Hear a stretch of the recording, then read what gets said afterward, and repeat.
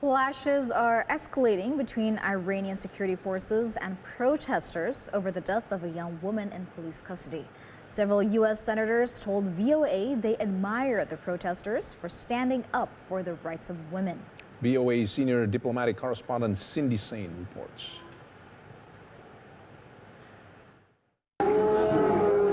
Protests have now been seen in cities and towns in nearly all of Iran's 31 provinces.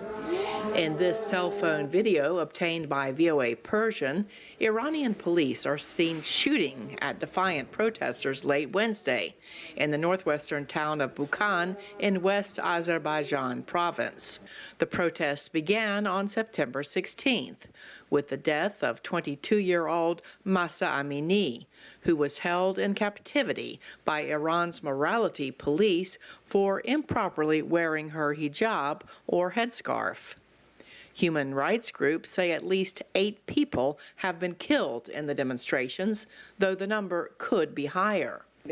State Department spokesperson Ned Price told VOA in New York on Thursday the violence is a hallmark of the Iranian regime. It's a very simple fact. Mahsa Amini should be alive today. The only reason she's not is because of the brutal repression that the so-called morality police exercised against her. And what we're seeing, the same type of repression and brutality that Iranian authorities are implementing or employing against their own citizens. Iranian women have been sharing videos on social media of themselves cutting their hair in protest of Amini's death, like this one posted on Twitter by Faizeh Afshan. Nasiba Shamsai, an Iranian women's rights activist, cut her hair in front of the Iranian consulate in Istanbul on Wednesday, chanting freedom. Tehran government rules make it mandatory for women to cover their hair in public.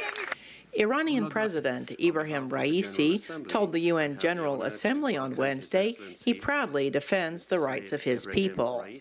But Senate Foreign Relations Committee Chairman Robert Menendez said Raisi must be living in an alternative universe. You know, the death of this young 22-year-old woman by the morality police in Iran is an example that is not about human rights. It's not about human rights when Iranian women cannot fully enjoy their place in Iranian society. It's not about human rights when you use your money not to help feed the people, but to arm different groups who create acts of terrorism.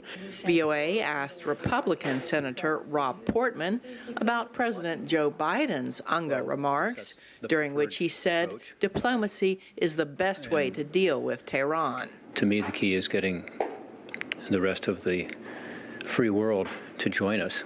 So not just our allies in the Middle East, many of whom are very worried about the direction of Iran and what Iran is doing, not just with regard to the nuclear weapons, but also with regard to their exportation of terrorism around the region. But everybody should stand up together. For now, the world is focused on the ongoing protests sparked by the death of Mahsa Amini, including this one in New York. Tehran says she died of a heart attack, but her family says that is not plausible. Cindy Sain, VOA News.